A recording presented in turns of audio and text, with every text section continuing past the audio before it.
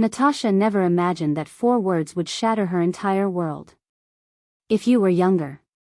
5 years. That's how long she'd shared her life with Marcus Bennett, the man who'd promised her forever just 8 months ago. The same man who now couldn't look her in the eye when she mentioned their wedding, scheduled for 16 weeks away. The warning signs had crept in like fog, so gradual she'd barely noticed until she was lost in them. 3 weeks ago, Marcus began treating their wedding like an obligation rather than a celebration. When Natasha showed him the guest list they'd carefully trimmed to 180 people, he'd stared blankly and muttered about it still being too many. The florist needed confirmation on centerpieces they'd already chosen together, but Marcus told her to decide alone, claiming he trusted her judgment in a tone that suggested he simply didn't care. Morning after morning, Natasha woke to find Marcus already dressed, coffee in hand, eyes avoiding hers. Conversations about catering menus turned into excuses about being late for work. Discussion about the Jamaica honeymoon they'd booked together became subject changes. The photographer needed decisions. Marcus promised to discuss it next weekend. That weekend came and went with the same promise pushed forward again.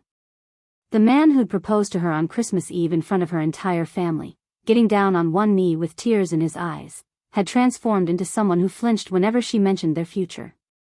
The man who used to surprise her with weekend getaways now acted like planning their shared life was an unbearable burden. One evening, Natasha attempted to recreate their first date.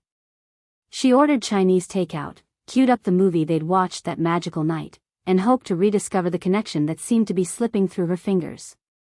Instead, Marcus spent 2 hours checking his phone, barely touching his food, his mind clearly elsewhere. "Is there something you need to tell me?" Natasha finally asked as the credits rolled. Marcus looked at her, really looked, and for a heart-stopping moment, Natasha saw something terrifying in his eyes. Doubt. Hesitation. Like he was seeing her clearly for the first time and questioning what he saw. "No," he said quietly. "Everything's fine." But everything was falling apart, and they both knew it.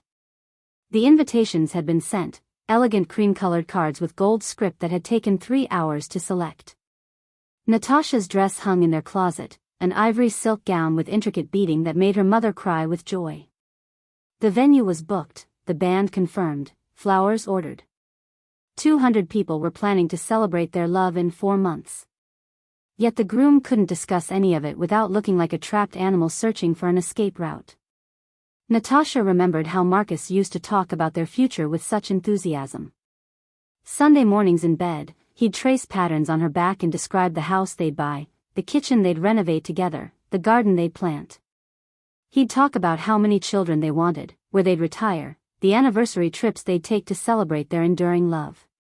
Those conversations felt like memories from someone else's life.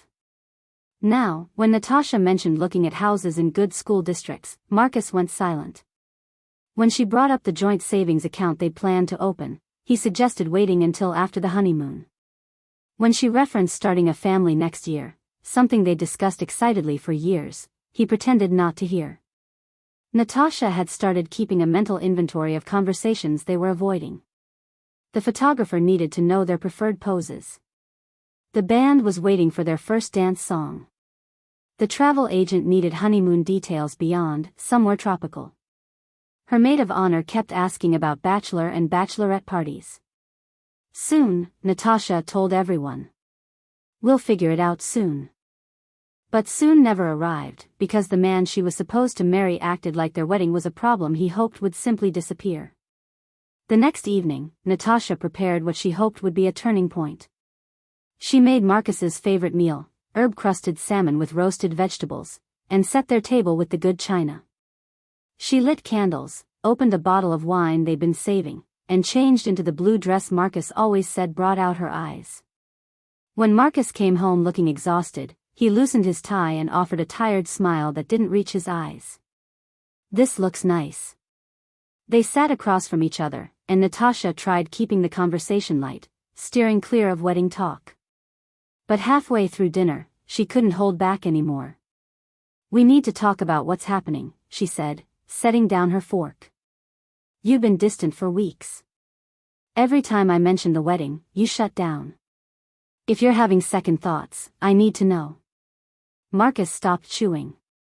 For a long moment, silence stretched between them, broken only by the flickering candles casting shadows across his face. I don't know if I'm ready for this, he finally admitted. The words hit Natasha like a physical blow. 5 years together. 8 months engaged. 16 weeks before their wedding. And now he didn't know if he was ready. Ready for what exactly? Natasha asked, fighting to keep her voice steady. Marriage. All of it. The commitment, the expectations, He gestured vaguely at the space between them. The forever part. What changed? Natasha felt something cold settling in her stomach. You proposed to me. You got down on one knee in front of my entire family and asked me to spend my life with you. What's different now? Marcus ran his hands through his hair. The guys at work had been talking about marriage. About how it changes everything.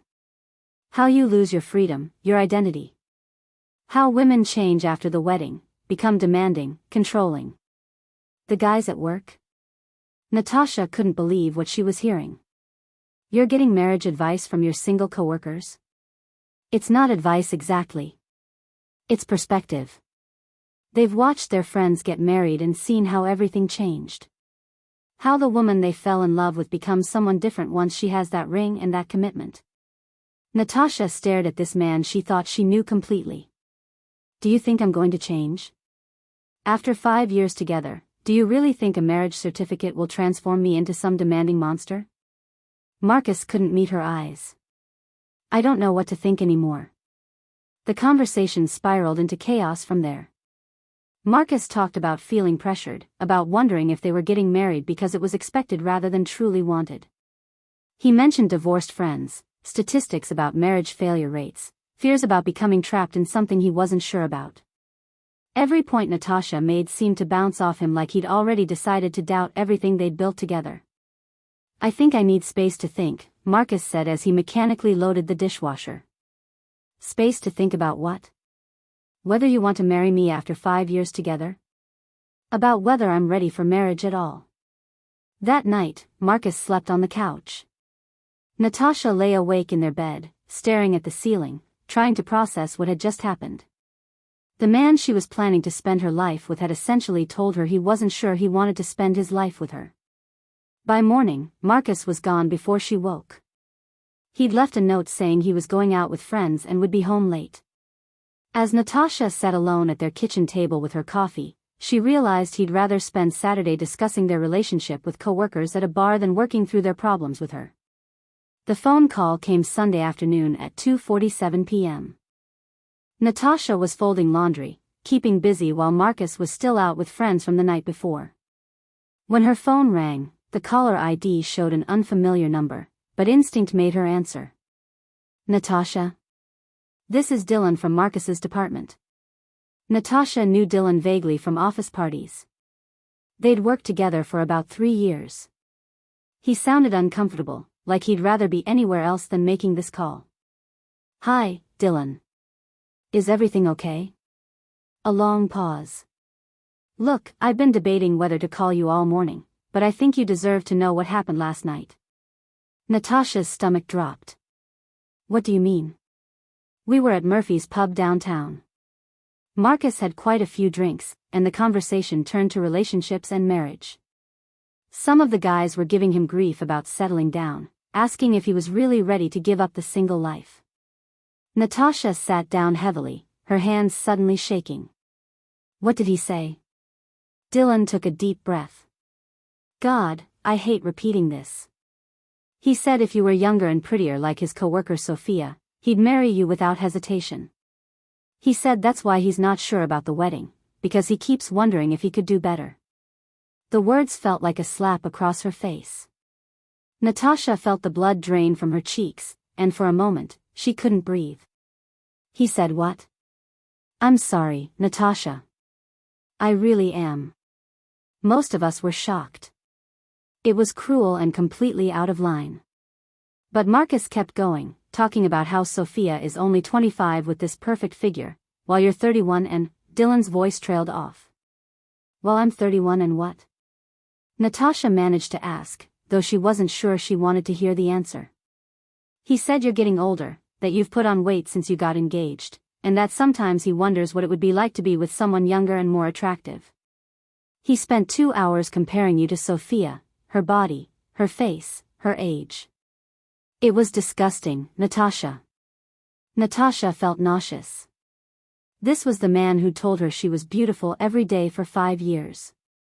The man who'd promised to love her for better or worse.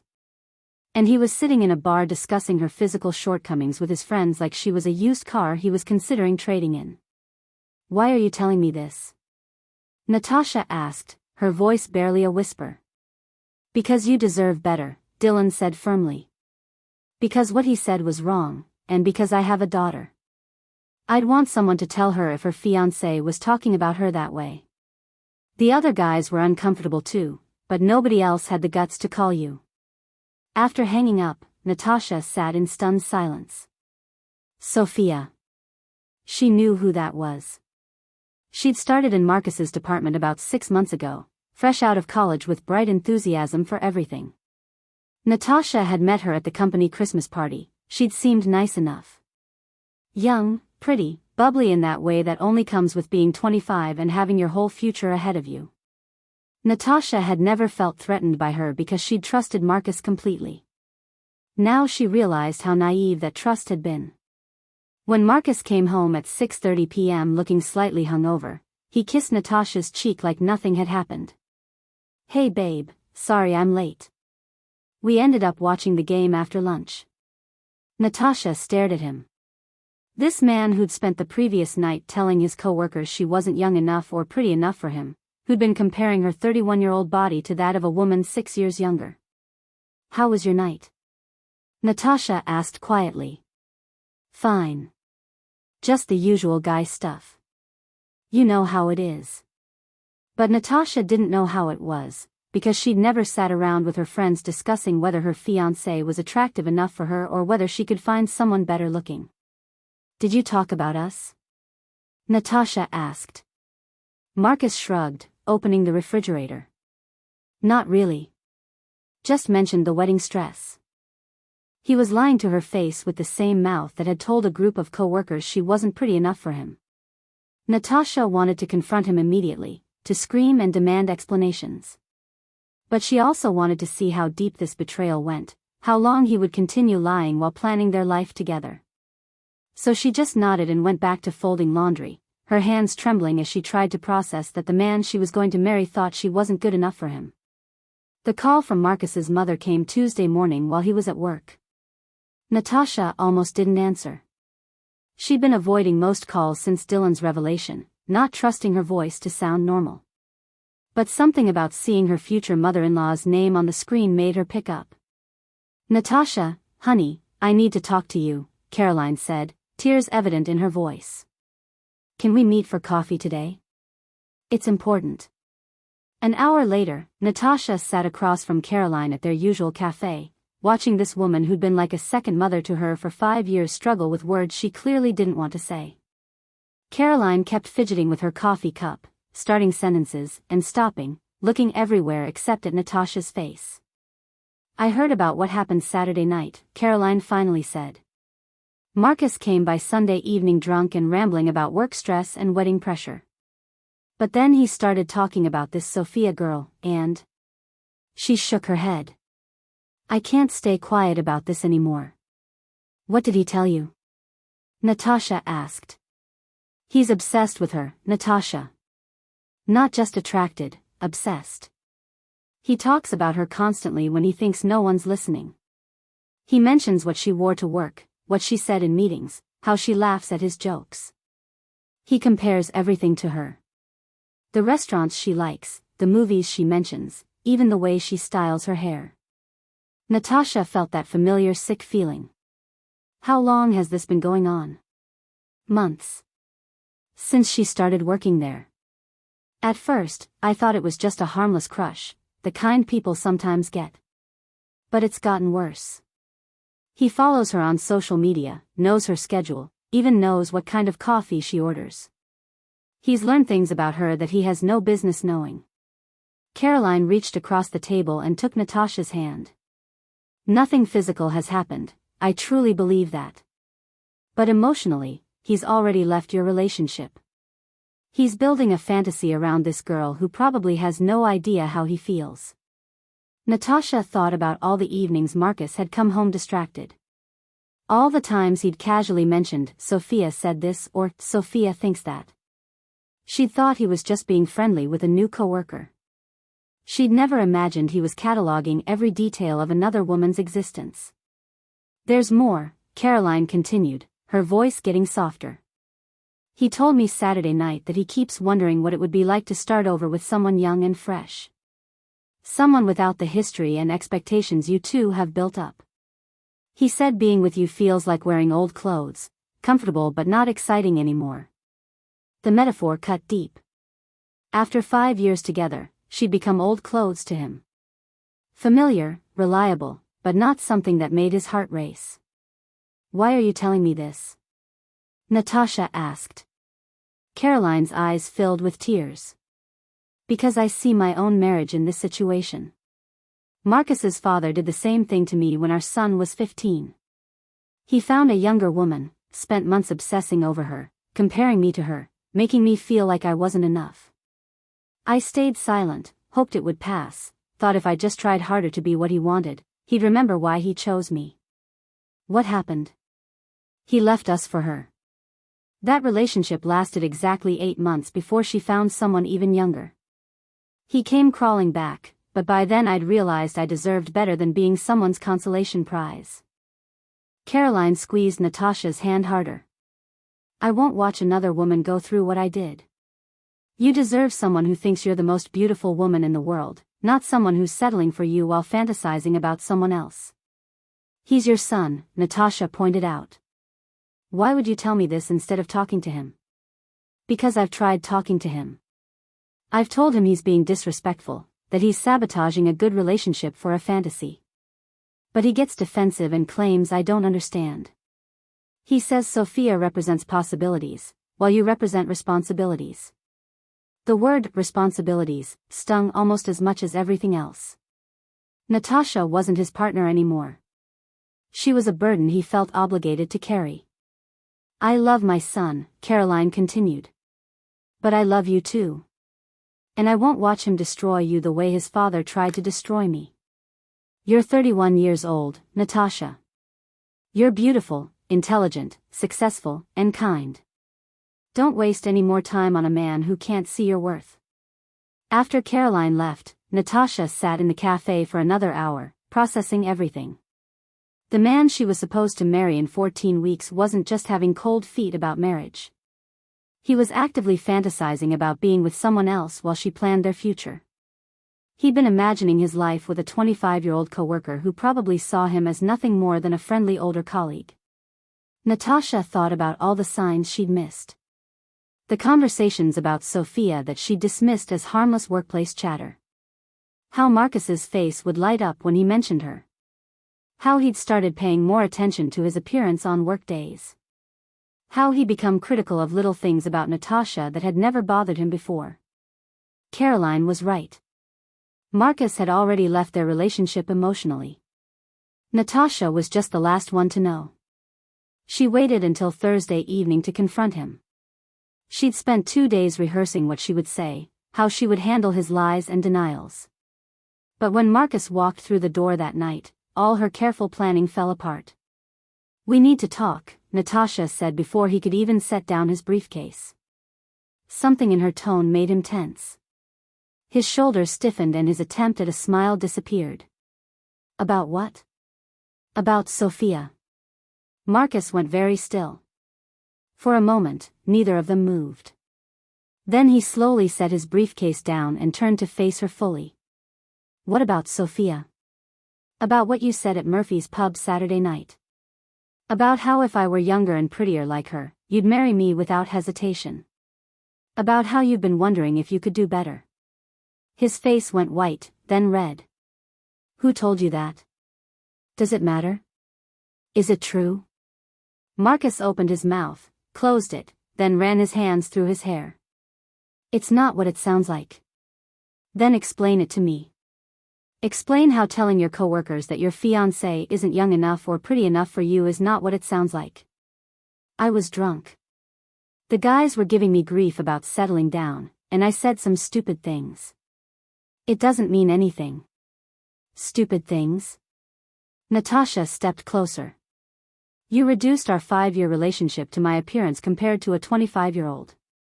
You told a room full of people that I'm not attractive enough for you. How is that just a stupid thing? Marcus started pacing, avoiding her eyes. You're taking this out of context.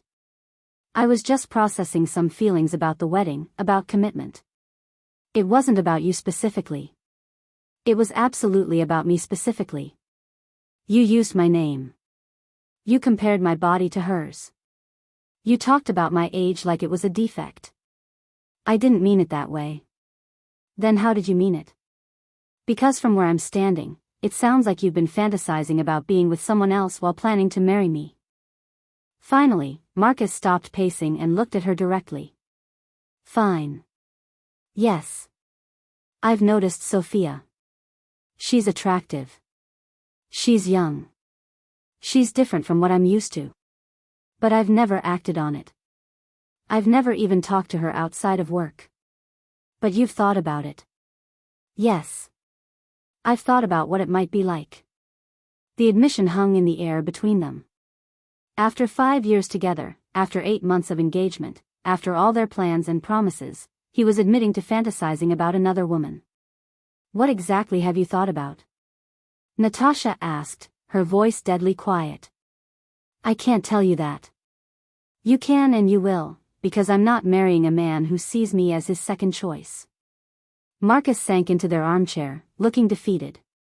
She's uncomplicated. She's excited about everything, enthusiastic about life. She doesn't have expectations about the future or demands about commitment. When I see her, I remember what it felt like to be young and have possibilities instead of responsibilities. Responsibilities. That's what I am to you now. That's not what I meant. It's exactly what you meant. Your mother told me you said I represent responsibilities while Sophia represents possibilities. His head snapped up. You talked to my mother? She called me. She's watched you obsess over this girl for months. She knows about the social media stalking, the way you memorize her schedule, how you light up when you talk about her. She told me because she didn't want to watch me go through what she went through with your father. For the first time, Marcus looked genuinely ashamed. I didn't realize I was being that obvious. You weren't being obvious. You were being obsessed. Do you follow my social media that closely? Do you know my coffee order by heart? Do you pay attention to what I wear or say the way you do with her? He couldn't answer, which was answer enough. Here's what I need to know, Natasha continued. If Sophia walked up to you tomorrow and said she wanted to be with you, would you leave me for her? That's not a fair question. It's the only question that matters. Would you? Marcus stared at the floor for a long time. When he finally looked up, his eyes were filled with a confusion that broke Natasha's heart. I don't know. The words landed like the final nail in the coffin of their relationship. After 5 years together, after promising to spend your life with me, you don't know if you'd choose me over a fantasy about a 25-year-old coworker. It's not that simple. It absolutely is that simple. Either you want to marry me or you don't. Either you think I'm beautiful and worth committing to, or you think you can do better with someone younger and prettier. There's no middle ground here. Marcus was quiet for so long Natasha thought he might not answer at all. When he finally spoke, his voice was barely audible. Sometimes I look at you and I see our whole future laid out. The mortgage, the kids, the routine, growing old together. And sometimes that feels like enough, like what I want. But other times, I look at Sophia and I see adventure and excitement and the possibility of feeling young again. So you're saying I'm boring. I'm saying you're safe. And maybe I'm not ready for safe. Safe. Boring. Responsible. A consolation prize compared to the excitement of someone younger and prettier. After everything they'd built together, Natasha had become the sensible choice he wasn't sure he wanted to make. By Friday afternoon, Natasha had made a decision that might have seemed crazy but felt absolutely necessary. She needed to hear Sophia's side of the situation. If Marcus was building a fantasy around her, Natasha wanted to know if Sophia was aware of it or as innocent in this as she hoped. Natasha knew Sophia usually grabbed coffee from the shop across the street from their office around 3 p.m. Marcus had mentioned it enough times for the routine to be memorized. Natasha waited outside the coffee shop, feeling like a stalker but needing answers. When Sophia emerged with her usual vanilla latte, Natasha approached her before she could lose her nerve. "Sophia? I'm Natasha. I'm engaged to Marcus from your department." Sophia looked confused for a moment, then recognition dawned. "Oh, from the Christmas party. Hi. How are the wedding plans going?" Her enthusiasm was genuine, which somehow made everything worse. She had no idea that Marcus had been using her as ammunition against their relationship. "That's actually what I need to talk to you about. Could we sit down for a few minutes?" They found a table in the corner, and Natasha watched Sophia's face as she explained what had happened. Initial confusion gave way to shock, then disgust, then genuine anger. "He said what about you?" Sophia asked, her voice rising. "That if you were younger and prettier like me, he'd marry you without hesitation? That he wonders if he could do better?" "Oh my God." Sophia covered her face with her hands. "Natasha, I am so sorry. I had no idea he was thinking about me that way, let alone comparing us." "So you've never encouraged him? Never flirted or given him signals?" "Absolutely not." Sophia looked horrified.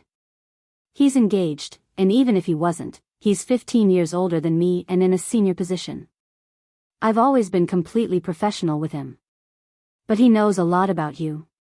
Your schedule, your coffee order, what you post on social media." Sophia's expression darkened. "I've noticed him around more than seemed normal. He always happens to be in the break room when I am. He comments on my social media posts within minutes of me posting them. He asks a lot of personal questions that feel inappropriate coming from someone that's senior. Have you ever encouraged any of it?" "God, no. I've been trying to figure out how to handle it without making things awkward at work.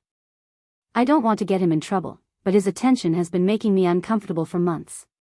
Natasha felt a mix of relief and sadness. Relief that Sophia wasn't some manipulative woman trying to steal her fiancé, but sadness that her situation was even worse than she'd thought. Marcus wasn't just comparing her to Sophia, he was essentially harassing a younger coworker who wanted nothing to do with his attention. "There's something else," Sophia said, looking uncomfortable. "Last month, there was a group happy hour after work. Most of the department went, and we were all sitting around talking. The conversation turned to relationships, and someone asked Marcus about his wedding plans. What did he say?" "He said he was having second thoughts about settling down so young. Someone pointed out that 36 isn't that young, and he said he meant settling down with someone who was already 31. He said maybe he should find someone who still had their whole 20s ahead of them, someone who hadn't already lived through their fun years." The words hit Natasha like a physical blow. Marcus had been having these conversations about her with his coworkers for months. Not just that one night at Murphy's pub. "I was mortified," Sophia continued. "Everyone was uncomfortable. It was so disrespectful to you, and it made me realize that his attention toward me wasn't innocent. He was using me as an example of what he wished he had instead of you." "Did anyone say anything to him?" "A couple of people tried to change the subject, but he kept going. He talked about how marriage was supposed to be about settling down, but he wasn't sure he wanted to settle. He said looking at younger women in the office made him question whether he was ready to commit to someone his own age." Natasha felt sick. This wasn't a momentary lapse in judgment brought on by pre-wedding jitters. This was a pattern of disrespect that had been going on for months. "I want you to know," Sophia said, leaning forward earnestly, "that using someone as a measuring stick against their partner is disgusting. You deserve so much better than a man who talks about you that way behind your back. Thank you for being honest with me." Can I be even more honest? Sophia asked. From what I've observed, Marcus has this fantasy about me that has nothing to do with who I actually am. He thinks I'm this carefree, exciting person because I'm 25, but I work 60-hour weeks. I live with 2 roommates to afford rent, and I spend most of my free time studying for my CPA exam. I'm not more fun or exciting than you, I'm just younger, and he's projecting all these ideas onto me. What kind of ideas? That I'm spontaneous. That I don't have expectations. That I'd be grateful just to be with someone like him. But the truth is, I want the same things most women want: respect, commitment, partnership. The idea that I'd be some low-maintenance fantasy girlfriend is insulting to both of us. As Natasha walked back to her car, she realized that Sophia had given her more respect and honesty in 30 minutes than Marcus had given her in months. Sophia was right. Marcus had built a fantasy around her that had nothing to do with reality and everything to do with his own fears about commitment and growing up. But knowing that didn't make the betrayal hurt any less. If anything, it made it worse. Marcus wasn't just comparing her to another woman, he was comparing her to an imaginary version of another woman that existed only in his mind. Natasha arranged a family dinner for Sunday evening at Marcus's parents' house. Caroline had offered to host after Natasha called her Saturday morning, voice shaking as she recounted what she'd learned from Sophia. Caroline had been quiet for a long moment before saying, "It's time for some hard truths in this family." Marcus didn't want to come. When Natasha told him his parents wanted to discuss the wedding situation, he tried to make excuses about work and stress and not wanting to involve family in their personal problems. But Natasha made it clear this wasn't optional. If he wanted any chance of salvaging their relationship, he needed to face the people who'd watched him disrespect her for months. Marcus's father, Robert, was already seated at the dining room table when they arrived, looking uncomfortable but determined. Caroline had set out her good china, as if the formal setting might lend gravity to what was about to happen. Natasha sat across from Marcus with his parents flanking them like referees. Before anyone says anything, Natasha began, "I want to make something clear. I'm not here to be talked into staying in this relationship. I'm here because I think you all deserve to hear exactly what's been happening and what kind of man you've been defending." Robert frowned. "Natasha, I'm sure whatever problems you two are having can be worked out." "Can they?" Natasha interrupted. "Can you work out the fact that your son has spent months telling his coworkers that I'm too old and not pretty enough for him? That he's been obsessing over a 25-year-old colleague and using her as proof that he could do better than me?" The silence that followed was deafening. Natasha could see Robert processing the words, his expression shifting from confusion to disgust. Caroline just nodded sadly, as if she'd been expecting this moment for months. "Tell them," Natasha said to Marcus, who was staring at his plate. "Tell your parents what you told your coworkers about me." "This is private," Marcus mumbled. "Nothing about this is private anymore. You made it public when you discussed my inadequacies with a room full of people. So tell them. Tell your father what you said about my age and my appearance." Marcus finally looked up, his face flushed with shame and anger. "Fine. I said some things I shouldn't have said. I was drunk and frustrated about the wedding pressure, and I made some comparisons I shouldn't have made." "What kind of comparisons?" Robert asked, his voice dangerously quiet. I said that if Natasha were younger and more attractive like a woman I work with, I'd be more excited about getting married." Robert's face went white, then red. "You said what about the woman you're supposed to marry in 3 months?" "I was drunk." "Being drunk doesn't make you say things you don't believe," Caroline said sharply. "It just makes you say things you normally keep to yourself. Is that really how you see Natasha, as too old and not pretty enough?" "It's complicated." Natasha leaned forward. "No, it's not complicated. You've been having an emotional affair with a fantasy version of your coworker while planning to marry me. You've been discussing my physical flaws with anyone who will listen while expecting me to commit my life to you.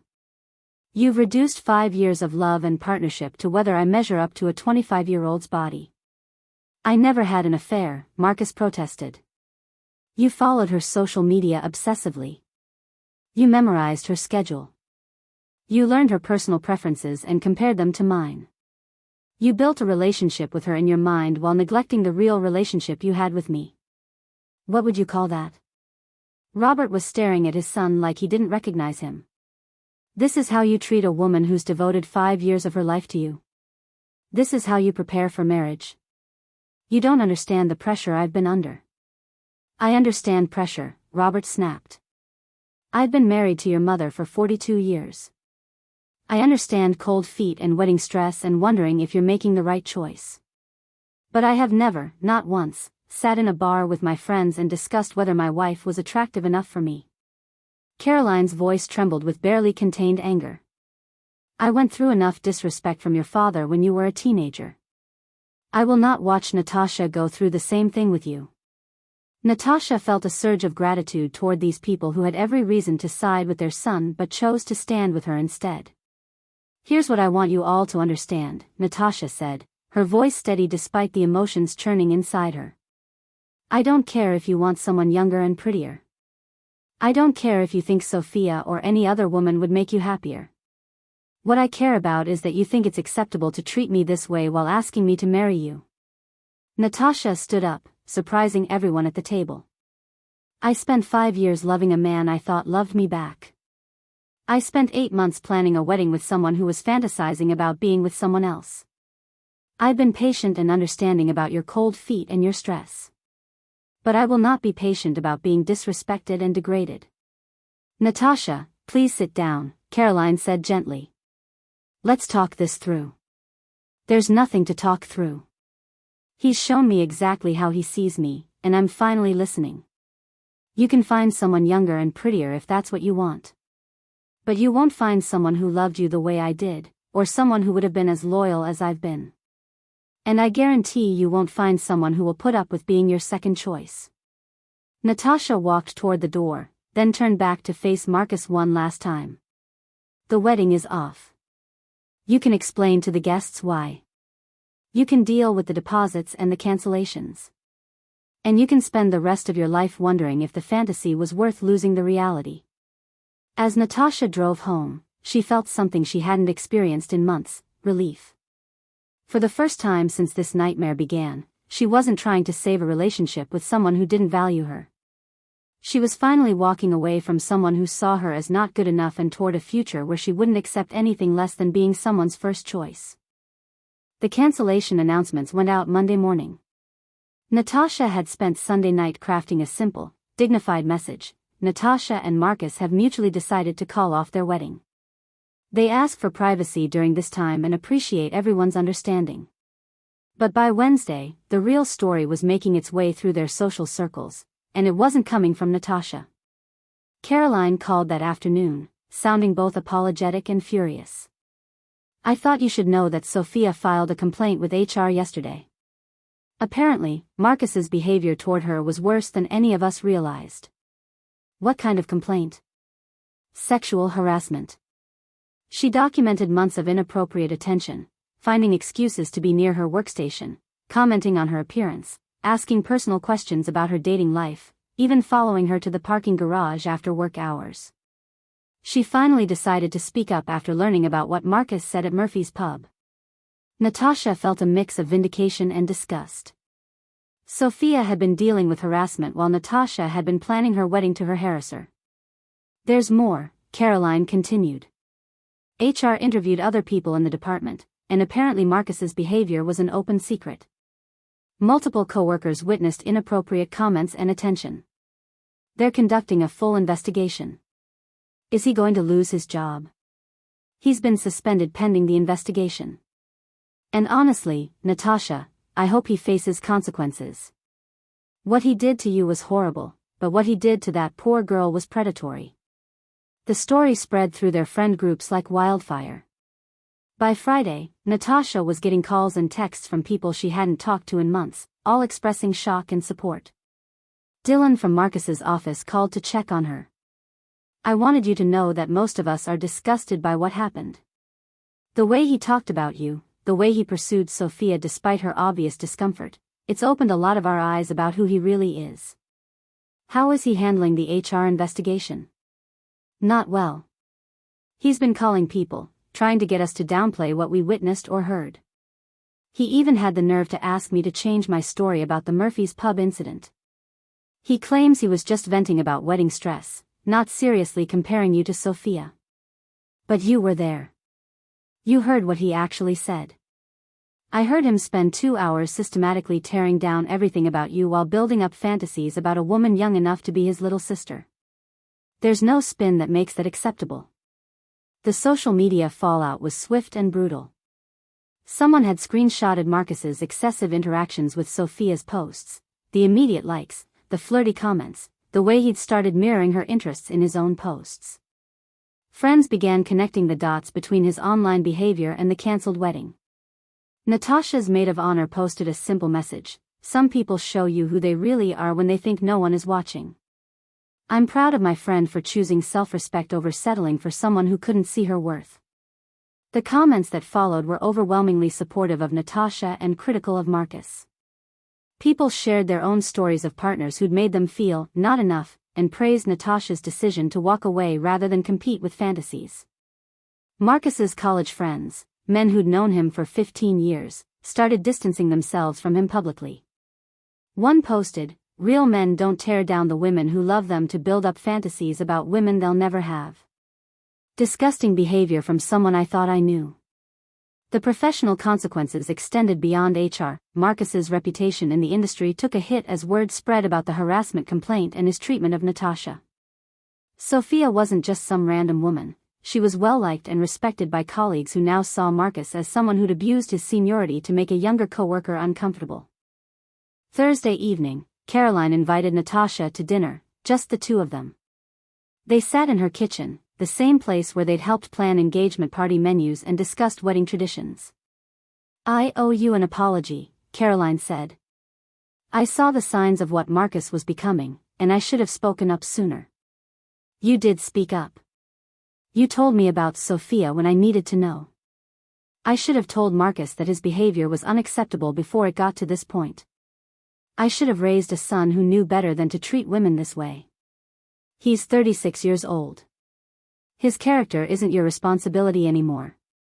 Caroline was quiet for a moment, then said, "Robert and I are ashamed. We've watched you grow into an amazing woman over the past 5 years. You've been kind to our family, patient with our son, and a joy to have in our lives. The way he repaid that loyalty is unforgivable. Thank you for saying that. I want you to know that you'll always be family to us, regardless of what our son did. You showed incredible strength in walking away from someone who didn't deserve you." As Natasha drove home that night, she realized that the humiliation she'd feared never materialized. Instead of being seen as the woman who wasn't good enough, she was being recognized as the woman who was too good to accept being treated as second best. The shame belonged entirely to Marcus, and the community of people who truly mattered was making that very clear. Moving out of their shared apartment was both heartbreaking and liberating. Natasha had found a small one-bedroom place across town, nothing fancy, but it was hers alone. As she packed 5 years of shared memories into boxes, she kept discovering how much of herself she'd lost trying to be what she thought Marcus wanted. There were clothes she'd stopped wearing because he'd made subtle comments about them being too young for her or not flattering. Books she'd hidden because he'd rolled his eyes at her romance novel phase. Hobbies she'd abandoned because he'd called them silly or time-consuming. She'd been slowly erasing herself to fit into his vision of what a 31-year-old woman should be. The financial separation was surprisingly empowering. For years, Natasha had deferred to Marcus's opinions on money. He made slightly more than her and had strong opinions about practical purchases. Now, sorting through their joint expenses, Natasha realized how much of her own financial independence she'd given up.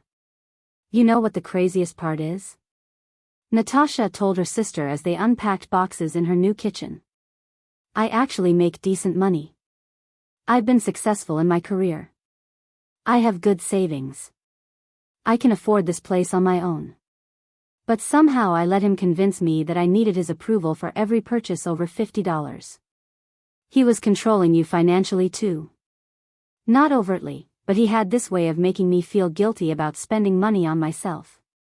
If I wanted new clothes, he'd ask if I really needed them. If I wanted to go out with friends, he'd mention how expensive restaurants had become. Meanwhile, he never questioned his own spending on craft beer or expensive headphones. Setting up her own space felt like rediscovering who she was. Natasha bought bright throw pillows for the couch, colors Marcus had always said were too bold for their neutral decor. She hung up artwork she loved but had kept in storage because he'd called it too feminine. She filled the apartment with plants, something he'd always vetoed because of the maintenance. Her first solo grocery shopping trip was revelatory. For 5 years, she'd been buying foods Marcus liked, cooking meals he preferred, avoiding spices he found too strong. Standing in the produce aisle, Natasha realized she didn't even remember what her own food preferences were anymore.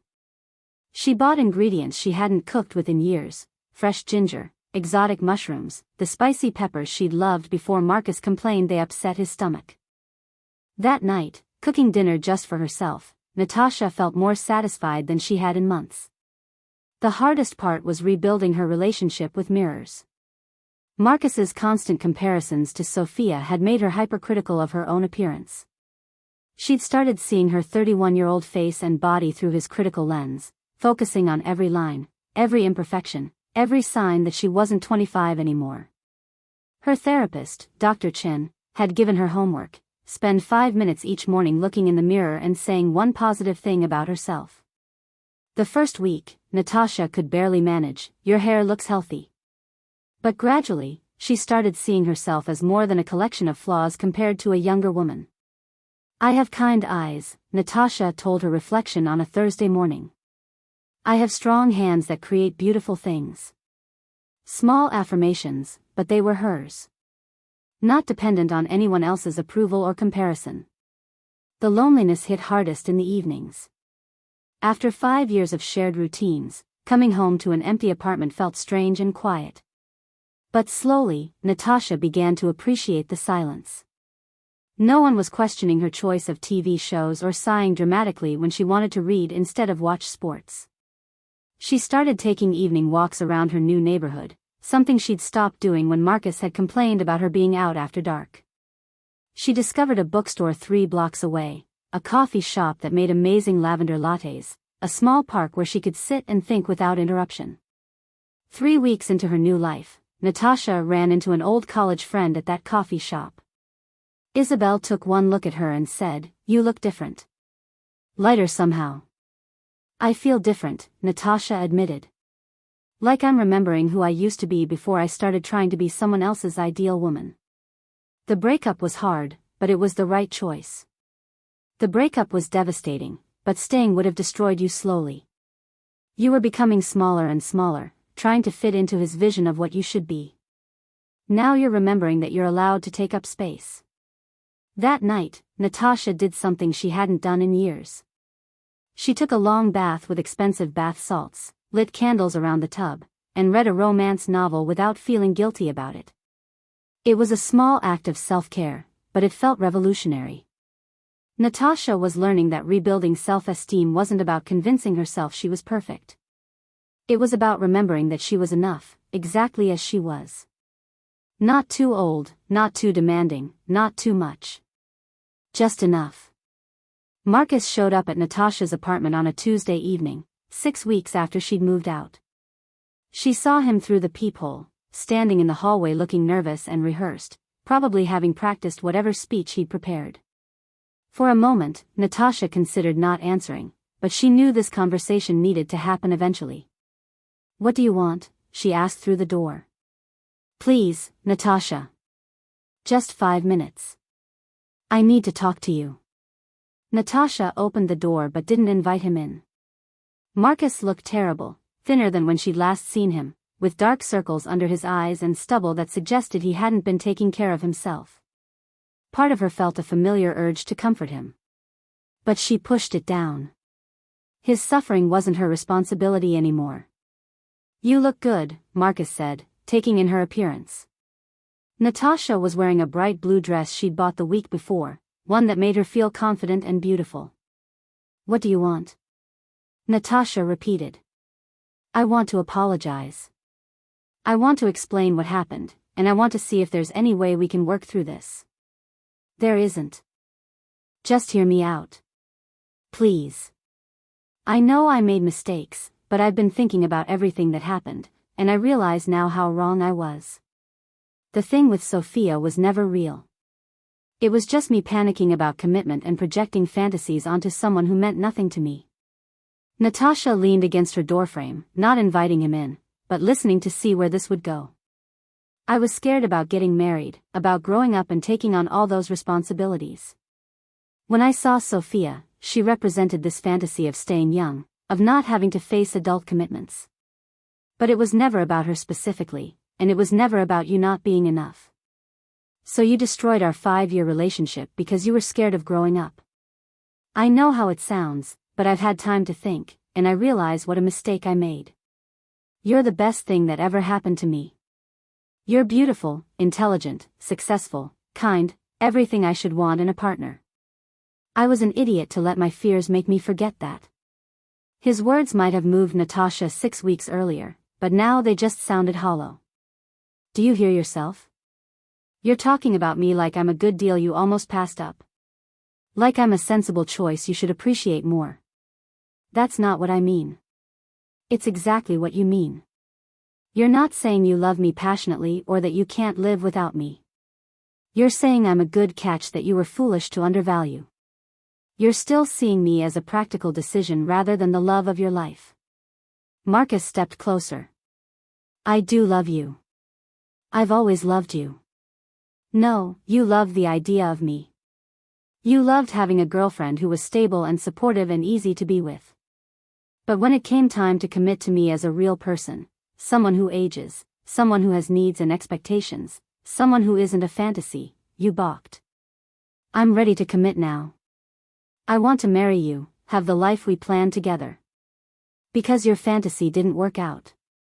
Because Sophia filed a harassment complaint and you realized she was never interested in you. Because your reputation is damaged and you need someone loyal to help. 6 months later. Natasha stood at the edge of the Barcelona harbor, watching sailboats drift lazily across the Mediterranean. The solo trip she'd booked, originally meant to be her honeymoon, had become something far more valuable, a journey of rediscovery. Her phone buzzed with a text from her sister, "How's Spain? Are you happy?" Natasha smiled as she typed back, "I'm getting there." The truth was more complicated than a simple yes or no. Happiness wasn't a destination she'd suddenly arrived at after leaving Marcus. It was something she was building, brick by brick, day by day. Some mornings she still woke up reaching for someone who wasn't there. Some evenings she caught herself almost calling Marcus to share a funny story before remembering he'd forfeited the right to those intimate moments. The ghost of what she'd thought they had still haunted her occasionally. But those moments were becoming rarer. Replaced by new memories that belonged only to her. She thought about the ceramic pottery class she'd taken last month, getting clay all over her favorite jeans and laughing until her sides hurt. The book club she'd joined where women gathered to discuss literature and life over wine. The promotion at work she'd accepted, one she might have turned down before because Marcus had always made her feel guilty about working late. Natasha had learned that closure wasn't about Marcus apologizing correctly or finally understanding what he'd done. It wasn't about him realizing what he'd lost or coming back with the perfect words. Closure was about her choosing herself every single day. Her phone buzzed again. This time it was Caroline, Marcus's mother, sending a photo of the garden they'd planted together last spring. The message read, "The roses are blooming beautifully. Thinking of you, dear." Natasha's eyes misted. Some losses came with unexpected gains. She'd lost Marcus, but she'd kept Caroline and Robert, who continued to treat her like family. She'd lost the illusion of a perfect relationship, but she'd gained clarity about what she truly deserved. She'd also heard through mutual friends that Marcus had eventually been fired from his job after the HR investigation concluded. The harassment of Sophia had been worse than anyone knew, and his reputation in the industry was irreparably damaged. He'd moved back to his hometown, alone, working at his uncle's insurance company. Natasha didn't feel satisfaction at his downfall. She felt nothing, and that absence of feeling was perhaps the greatest closure of all. He'd become a character in a story she'd once lived, no longer the protagonist of her present. A street musician began playing guitar nearby, a Spanish love song that spoke of passion and heartbreak and survival. Natasha dropped a few euros in his case and sat down at a nearby cafe, ordering a cortado and opening the journal she'd been keeping. She wrote, "Today I realized I'm no longer angry. I'm no longer sad. I'm no longer waiting for him to become the person I needed him to be. I'm just free." As the sun began its descent, painting the sky in shades of amber and rose, Natasha pulled out her phone one last time. She opened the photo album she'd been avoiding for months, the one filled with pictures of her and Marcus. Without ceremony or emotion, she selected them all and pressed delete. Confirmation required. Delete 347 photos? Her finger hovered over the screen for just a moment before pressing delete. The photos disappeared. 5 years compressed into digital nothing. But Natasha didn't feel empty. She felt lighter. Tomorrow she'd visit the Sagrada Familia, wander through Park Güell, maybe sign up for that flamenco class she'd seen advertised. Next week she'd return home to her apartment with the bright pillows and the plants and the life she was building entirely on her own terms. And someday, maybe not soon, but someday, she'd meet someone who would look at her at 31, or 35, or 40, or 50, and see not a consolation prize or a comfortable choice, but the extraordinary gift of loving her. Until then, she had something more valuable than a relationship with someone who didn't value her. She had herself back. Natasha closed her journal, left money on the table, and walked into the Barcelona evening. Behind her, the past faded into the Mediterranean twilight. Ahead, her future stretched out like an open road, full of possibilities she'd ridden herself. And for the first time in a very long time, that was more than enough. It was everything. The end.